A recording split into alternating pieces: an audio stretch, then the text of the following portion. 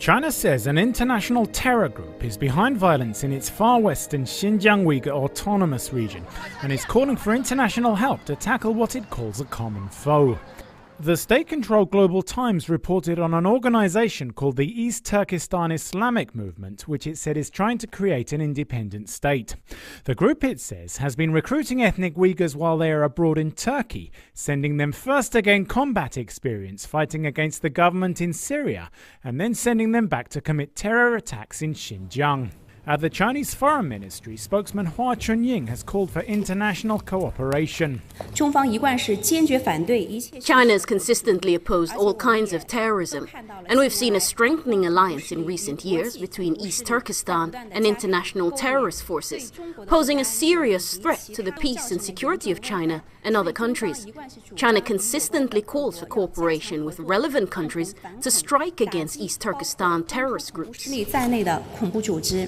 China's claims of an international terror group are being made alongside vows to crack down in Xinjiang, following the worst ethnic violence seen there between indigenous Uyghurs and Han Chinese in 4 years.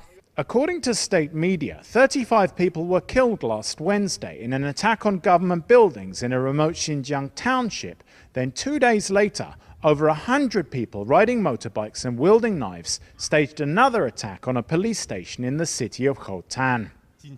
Blaming outside forces bent on breaking up China has been Beijing's consistent reaction to violence in Xinjiang. Ordinary citizens there, it says, are happy with the benefits of its benevolent rule and massive investments that have developed the local economy.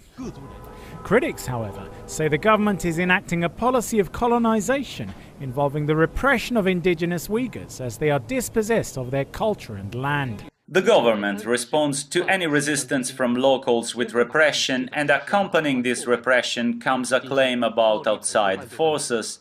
The purpose of this tactic is firstly to shift attention away from resentment its policies are giving rise to among local Uyghurs, and secondly to make repression look lawful and reasonable to win approval from the international community.